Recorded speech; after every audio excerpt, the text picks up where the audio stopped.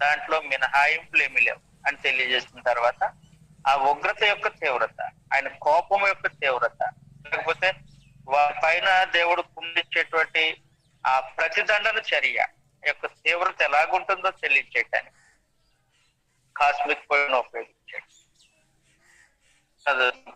ఎలా చెప్తున్నాడు? ఆకాశ నక్షత్రములు తమ వెలుగును ప్రకాశింపనీయు, ఉదయమున సూర్యుని చీకటమును చంద్రుడు ప్రకాశింపు. లోకులు చెడుతనమును బట్టి, దుష్టులు దోషమును బట్టి నేను వారిని శిక్షింపబోతున్నాను. అహంకారులు అతిశయమును మాన్పించేది, గర్వం అణిచివేస్తాను. కాబట్టి తీవ్రత, నా కోపాగ్ని అని చెప్తూ 15వ వచనంలో, పట్టబడిన ప్రతివాడును కత్తివాత కూలుడు, తరమబడిన ప్రతివాడును కత్తివాత కూలుడు. వారు చూచుచుండగా వారి పసిపిల్లలు నలుగుగొట్టబడదు, వారి ఇండ్లు దోచుకోబడు, వారి భార్యలు చెరపబడు. వారి మీద పడుటకు నేను మాదీలను రేపు. కాబట్టి మాదీలను రేపు బబులోను నాశనం గావిస్తూ ఉన్నారు పరమదేవుడు. ఆ ప్రతీకార చర్య, ఆ ఉగ్రత, ఆ కోపాన్ని వివరిస్తూ ప్రవక్తల భాషలో పరమదేవుడు కాస్మిక్ పోయిటరీని తీసుకొస్తాడు. ఖగోళం కోసం మాట్లాడతాడు. ఆకాశ నక్షత్రాలు, సూర్యుడు కాంతిని, చంద్రుడు ఇలాగ, ఆకాశ నక్షత్రాలు ఎలాగ అనే సంగతిని, అది పదప్రయోగం దేవుని ఉగ్రతను సూచించడానికి ఉపయోగించే పదప్రయోగం. అలాగే ఇప్పుడు బబులోనుకు దేవుడు తన ఉగ్రతను కుమ్మరించడానికి ఉపయోగించిన పదప్రయోగాన్ని చూస్తున్నాడు. అలాగే యూదా జనాంగం మీద కూడా ఇలాంటి పదప్రయోగాన్ని ఉపయోగించారు. మనం గ్రంథంలో చదివితే యోవేలు గ్రంథం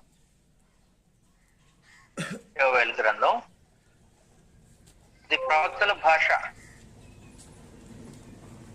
వివరించే విధానం. అది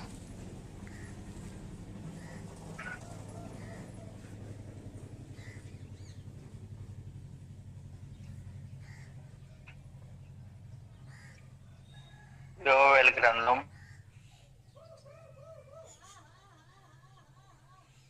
1వ అధ్యాయం 15వ వచనంలో, యెహోవా దినము వచ్చెను, అది ఎంత భయంకరమైన దినమో, అది ప్రళయము వలె సర్వశక్తిని యొద్ద నుండి వచ్చెను. మనము చూచుచుండగా మన దేవుని మందిరములో ఇక సంతోషమును ఉత్సవమును నిలిచిపో, మన ఆహారము నాశనము అని చెప్తూ ఉన్నాడు. కాబట్టి అది భయంకరమైన దినం, కోపాగ్నిని కుమ్మరించే దినం. ఉన్నప్పుడు పరిస్థితులు ఈ విధంగా ఉంటాయి. 3వ అధ్యాయం 15వ వచనం, సూర్య చంద్రులు తేజోహీనులైరి, నక్షత్రములు కాంతి తప్పిపోయి, యెహోవా సీయోనులో నుండి గర్జించుచున్నాడు, యెరూషలేము నుండి తన స్వరము వినిపించుచున్నాడు, భూమి ఆకాశములు వణుకుచున్నవి. అయితే యెహోవా తన ప్రజలకు ఆశ్రయం, ఇశ్రాయేలులకు దుర్గం. కాబట్టి అన్ని జనుల పైన ఆయన తీర్పు తీరుస్తూ ఉన్నారు. అన్ని జనులకి సమాచారం ప్రకటించాడు. 3వ అధ్యాయం 9వ వచనంలో. కాబట్టి అన్ని జనుల పైన దేవుడు తన ప్రతిదండను, తన కోపాగ్నిని కుమ్మరిస్తూ ఉంటాడు. కారణం ఏంటంటే వారు దేవుని చిత్తానికి వ్యతిరేకంగా, దేవుని ప్రజలకు వ్యతిరేకంగా వాళ్ళ కార్యక్రమాలు జరిగిస్తున్నారు. కాబట్టి పైనకి దేవుడు తెచ్చే ఉగ్రత ఈ కాస్మిక్ పోయిటరీని ఉపయోగించి, సూర్యచంద్రులు తేజోహీనులై, నక్షత్రములు భూమి కూడా అంటే మరి తన ప్రజలకే క్షేమకరమైన పరిస్థితి అంటే. అందువలన ప్రవక్తల భాషలో దేవుడు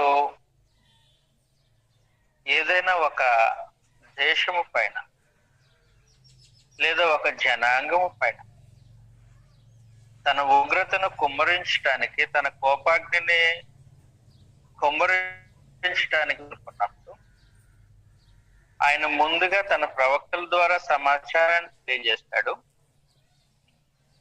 ఆ సమాచారంలో ఆ తీవ్రతను ఆయన వర్ణిస్తూ ఉంటాడు. ఆ వర్ణించే క్రమంలో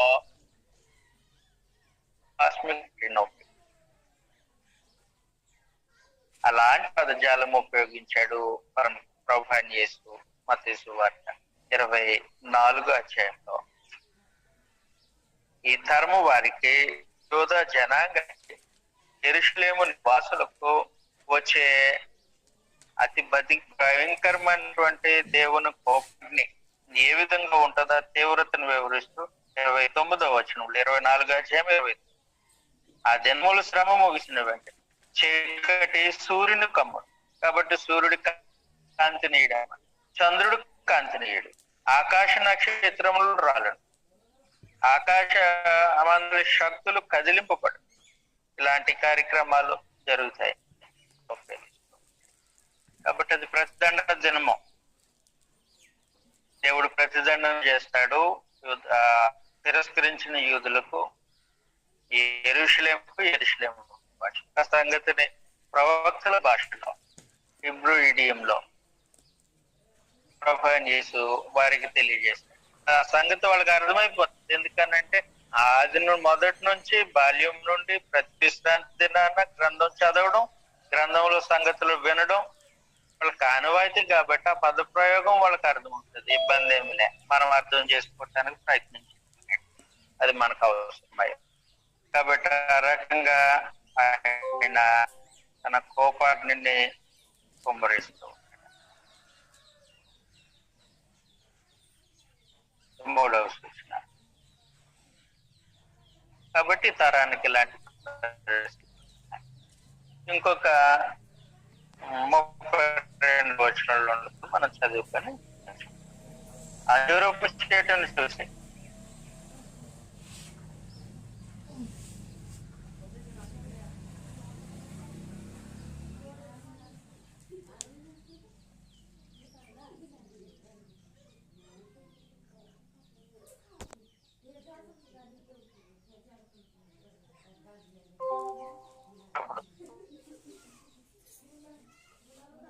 సమీపమునే ద్వారమున ఉన్నాడని తెలుసుకున్నాడు. ఇవన్నీ జరుగు వరకు ఈ తరము గతింపదని నిశ్చయంగా మీతో చెప్తున్నాను. కాబట్టి ఇలాంటి పరిస్థితుల్లో దేవుని ఉగ్రత, ఆయన రాకడ, ఇవన్నీ జరిగేంత వరకు ఈ తరము గతించదు. కాబట్టి ఈ తరము దాని కొరకు నియమింపబడింది అని చెప్పారు. ఇది దుష్ట తరం, లోబడిన తరం, స్పందన లేని తరం, మారు మనసు పొందని తరం, అన్ని జనుల చేత సైతము నేరారోపణ చేయబడటానికి ఇష్టపడిన తరం. హేబేలు మొదలుకొని జకరియా వరకు చిందింపబడిన ప్రతి నీతిమంతుడి యొక్క రక్తాన్ని మీదేసుకున్న తరం. కాబట్టి ఈ తరానికి ఇలాంటి పరిస్థితి వస్తుంది. ఇలాంటి పరిస్థితి వచ్చేంత వరకు ఈ తరము గతించదు అని.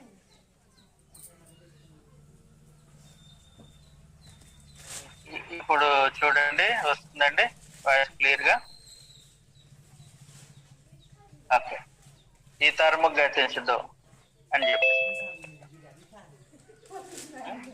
35వ ఆకాశమును భూమియు గతించిన గాని నా మాటలు ఏ మాత్రము గతి అయితే ఆ దినమును గూర్చి, ఆ గడియను గూర్చి తండ్రి మాత్రమే ఎరుగుతును గాని ఏ మనుషుడైనా, లోకల దోతులైనను మారుడైనను ఆ దినం గురించి సమాచారం ఎవరి దగ్గర. నోవాహు దినము ఎలాగుండునో మనుష్య కుమారుడు రాకడియును అలాగనే జలప్రలయమును మొదటి దినముల్లో నోవాహు ఓడలోనికి వెళ్ళి దినం వరకు వారు తినుచును త్రాగుచును తీసుకొని పెండ్లికి ఇచ్చుండు. జలప్రలయం వచ్చి అందరి కొట్టుకుని పోవరకు ఎరుగుకుపోయి అలాగే మనుష్య కుమారుడు రాకను ఉండు. ఆ కాలం ముందు ఇద్దరు పొలములో ఒకడు తీసుకుపోబడును, విడిచిపెట్టు. ఇద్దరు స్త్రీలు తిరగలు విసురుదురు, ఇది తీసుకొని పోబడును, ఒకటి విడిచిపెట్టు. కాబట్టి ఇది చెరకు వెళ్ళిపోయే కార్యక్రమం. ఒకరిని తీసుకెళ్ళిపోతారు, ఒకరు కావున ఏదేమున మీ వచ్చినో మీకు తెలియదు కనుక మెలకువగా ఉండు. కాబట్టి ఇలాంటి పరిస్థితి తరాన్ని సంభవిస్తుంది. ఇలాంటి పరిస్థితులు ఈ తరము చూసేంత వరకు ఈ తరము గతించదు అని ప్రభు వారికి తెలియజేసింది. అందువల్ల ఈ తరానికి ఏం సంభవిస్తుందో ప్రభు తన శరీరధారిగా భూమి మీద జీవించినప్పుడు ఉన్న తరానికి ఏం సంభవిస్తుంది. రెండో సంగతి,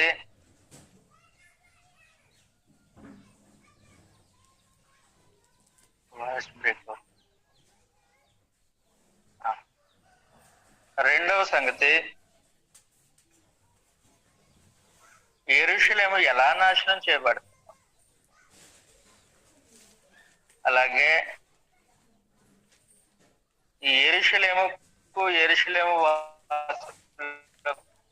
ప్రతిదాన్ని నియమిస్తాడు ప్రభు అని యేసు వివరించి, అలాగే ఈ యుగానికి అంతం ఎలా జరుగుతుందో, ఇది ధర్మశాస్త్రపు యుగాంతం.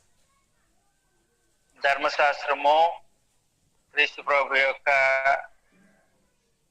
జీవితంలో, అంటే ఆయన శరీరధారిగా భూమి మీద జీవించిన కాలం అంతా ధర్మశాస్త్రం ఇంకా మనుగడలోనే ఉంది.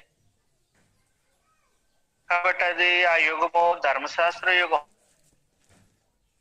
ఈ యుగాంతము అన్నాడు కదా నా 3వ వచనంలో, నీ రాకడకు ఈ సమాప్తికి సూచనలేంటి. కాబట్టి ధర్మశాస్త్ర యుగం ఆ రోజుల్లో కొనసాగుతూనే ఉంది. ఈ ధర్మశాస్త్ర యుగానికి సమాప్తి ఎలా జరుగుతుంది అన్న దానికి కూడా సమాధానం చెప్పు ప్రభువుని యేసు ఈ సంగతిని తెలియ. ప్రభువుని యేసు ధర్మశాస్త్ర యుగంలో ఉంటాడు, ధర్మశాస్త్ర యుగంలో జీవితాన్ని కొనసాగించాడు. మనం ముందుగా మాట్లాడుకున్నట్లుగా 5వ అధ్యాయం చదువుతున్నప్పుడు ధర్మశాస్త్రాన్ని ఆయన నెరవేర్చారు సంపూర్ణంగా. ఆ తర్వాత సిలువలో ధర్మశాస్త్రం కొట్టివేశారు. ఎప్పుడైతే ధర్మశాస్త్రము కొట్టివేయబడిందో ఇంకా ధర్మశాస్త్ర సంబంధమైనటువంటి అర్చనాచారాలు కానీ, ధర్మశాస్త్ర సంబంధమైనటువంటి యాజక ధర్మం కానీ, బలులు అర్పణలు కానీ ఏమి ఉండకూడదు. కానీ యెరూషలేము దేవాలయం ఉన్నంత కాలము, యూదులు యెరూషలేములో ఉన్నంత కాలము ఈ యూదా మతపరమైన కార్యక్రమాలు జరిగిస్తూనే ఉన్నారు. కాబట్టి యుగానికి సమాప్తి కావాలి. ధర్మశాస్త్రం పుట్టివేయబడినప్పటికీ యుగము కొనసాగింపు కోసం సమాప్తి చేయబడాలి. అందువలన ఎప్పుడైతే యెరూషలేము దేవాలయము నాశనం చేయబడుతుందో, అక్కడ దేవాలయము ఉండదో, ఆ కట్టడం ఉండదో, ఇంకా బలి అర్పణలు జరగడానికి వీల్లేదు, అక్కడ బలిపీఠం ఉండదు, పరిశుద్ధ స్థలం ఉండదు, వగేరాలు ఏమీ లేకుండా నిర్మూలన చేసేస్తే ఇంకా ధర్మశాస్త్ర సంబంధమైన అర్చనాచారాలు అక్కడ జరిగించడానికి వెళ్ళి అప్పుడు ధర్మశాస్త్రము యుగం సంపూర్ణంగా ముగింపబడుతుంది. అదే అడిగిన ప్రశ్న, ఈ యుగ సమాప్తి సూచనలేంటి? అదిగో యెరూషలేము దేవాలయం పడుతుంది, ఈ తరము నాశనం చేయబడుతుంది. దేవుని ఉగ్రత యెరూషలేము మీదకు, యెరూషలేము జనం మీదకు, యూదా జనాంగం మీదకు వస్తుంది. అప్పుడు ఈ యుగానికి సమాప్తి అని చెప్పేశాడు ప్రభు. అందువలన 24వ అధ్యాయంలో ఉన్నటువంటి సమాచారం ప్రతిదండన యూదుల ప్రభు చెప్పినట్లుగా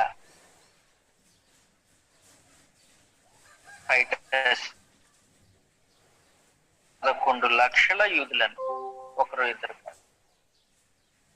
కాదు, 11 లక్షల మంది యూదులను నాశనం చేసేసాడు. కత్తి చేత నరుకుంటూ పోయాడు. ప్రభు మాటల్లో తప్పిపోవు. దేవుని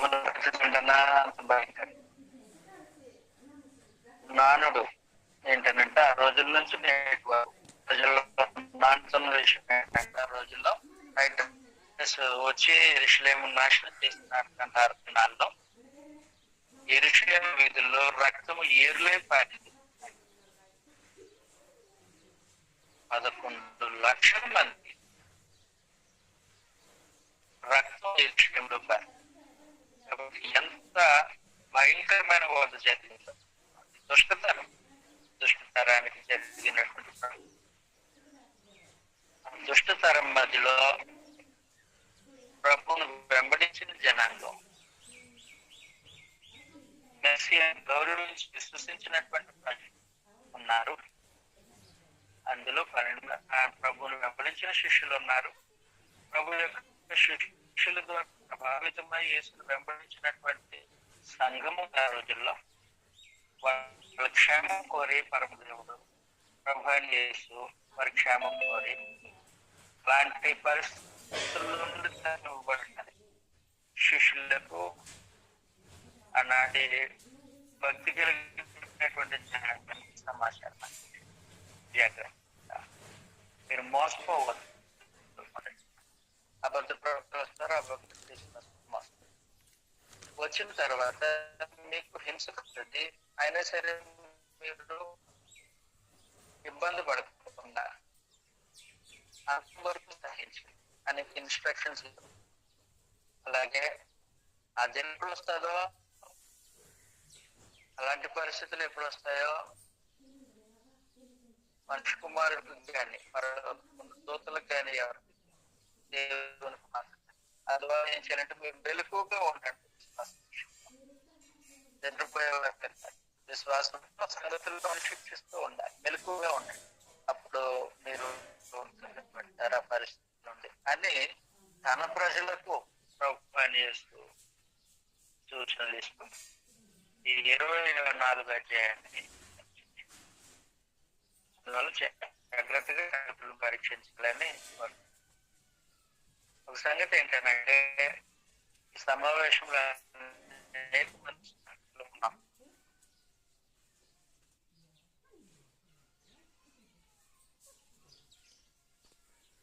మనం ఒక యజమానుడి పనిచేస్తున్నాం. మన యజమానుడు ప్రభు అని యేసు మన యజమానుడు అయితే స్థానిక సంఘాల్లో అలాగే లోకానికి ఓకే ఒక నిమిషం అండి, దీన్ని సెపరేట్ చేయడం.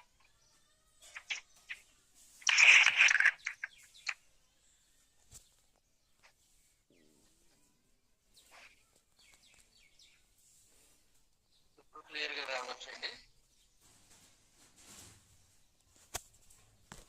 ఇప్పుడు వస్తుందా?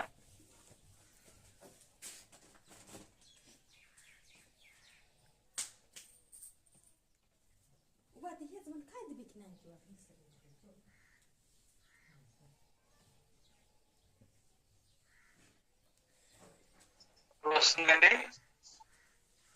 నేను బ్లూటూత్ ఆఫ్ చేస్తాను, డైరెక్ట్ గా ఫోన్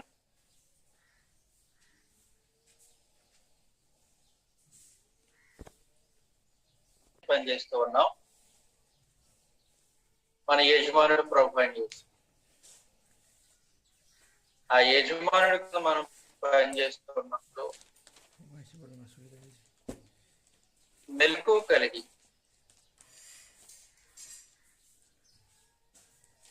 మన యజమానుడు మనకు ఏ పని నియమించి పెట్టాడో ఆ పనిలో జాగ్రత్తగా నిమగ్నమై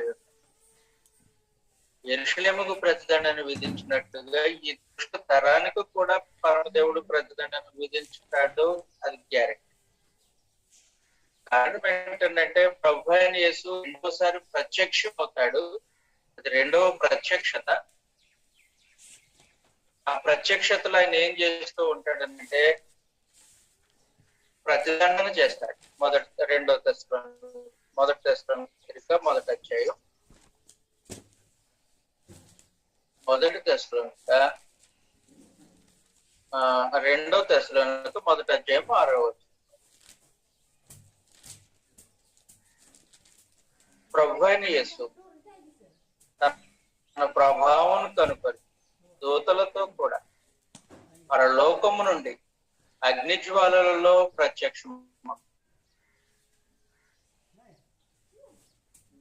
ప్రత్యక్షమై దేవుని ఎరుగని వారికి, మన ప్రభు అయిన యేసు సువార్తకు లోబడిన వారికి ప్రతిదండన చేయనప్పుడు, కాబట్టి ఆయన రెండవసారి ప్రత్యక్షమవుతారు. అది లోకానికి ప్రతిదండన చేయటానికి, దేవుని ఎరుగని వారికి, ఆయన సువార్తకు లోబడిన వారికి ప్రతిదండన చేయటానికి, అలాగే ఆయన యందు విశ్వాసం ఉంచినటువంటి వారికి రివార్డ్ ప్రకటించారు. ఆయన రెండవసారి ప్రత్యక్షం. అలాంటి పరిస్థితి ఉంది కాబట్టి మనం ఏం చేయాలంటే మెలకువగా ఉండి పనిచేయడం చాలా ప్రాముఖ్యమైన. మెలకువగా ఉండి పనిచేయడం. ప్రభు అయిన యేసు 24వ అధ్యాయంలో తనను అనుసరించే శిష్యులకు తనని యజమానుడిగా భావించి ఆయన సేవకులకు ఇచ్చేటువంటి సూచన చదువుతాం. ఈ మాటను 24వ అధ్యాయం 45వ వచనంలో నుండి సంగతులు మనం చదువుతాం. మత్తయి సువార్త 24వ అధ్యాయం 45వ.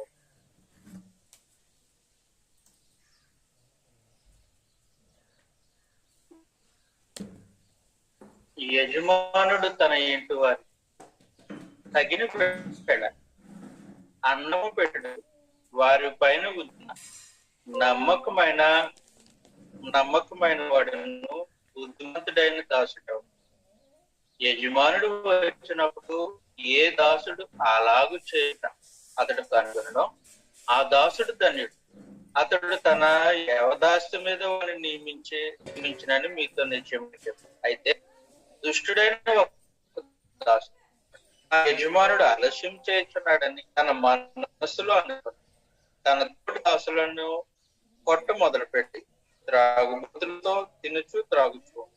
ఆ దాసుడు కనిపెట్టిన దినములలో వాడు అనుకున్న గనిలో వాని యజమానుడు వచ్చి నరికి వేషధారులతో కూడా వానికి పాలు అక్కడ ఏడును పండ్లు కొరుకును. కాబట్టి తన దాసులకు యజమానుడు ఇచ్చే సూచన ఆ రోజులో తన శిష్యులకు ఇచ్చాడు. కాబట్టి నమ్మకంగా పనిచేయండి. నేడు ఆ సమాచారం మనకు కూడా వర్తిస్తుంది. మనకు ఒక యజమానుడు ఉన్నాడు. ఆయన తన రక్తంతో కొన్నటువంటి ప్రభు చేస్తూ మనం ఆయన దాసులం, ఆయన కొరకు పనిచేసేవాడు. మనకు నియమింప పని ఏంటంటే తగిన సమయంలో అన్నం పెట్టాలి. ప్రభు నమ్మకమైన దాసులతో ఉండి మనల్ని ఏ స్థానిక సంఘంలో ఉంచాడో ఆ స్థానికానికి తగిన సమయంలో అన్నం పెట్టే సంబంధమైన ఆహారం వడ్డించే కార్యక్రమం. మనం తగిన సమయంలో అన్నం పెట్టాలి. ఆ బాధ్యత మనకుంది. అది మన యజమానుడు పని. యజమానుడు మనకు అప్పగించిన పని. ఆ పనిలో నమ్మకత్వాన్ని ప్రదర్శిస్తూ ఉండు. ప్రభు తన శిష్యులకు తన దాసులు అనేటువంటి వారికి తెలియజేస్తూ వచ్చినట్టు యజమానుడు నమ్మకంగా లేదు, మనకు అన్నం పెట్టట్లే, పోషించట్లేదు, బలపరచట్లేదు.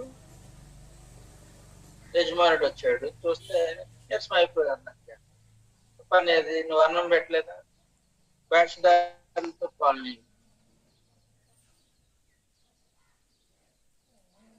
అక్కడ ఏడు పండ్లు కొరుకుతావు, నిందపాలు అవుతాడు. అందువలన మనం సొంత గాళ్ళు ఉంటాము. మళ్ళా చెప్తున్నాం, మనం జీతం మనకు ప్రభు అయిన యేసు జీతం ఇస్తాడు. ఈ పనికి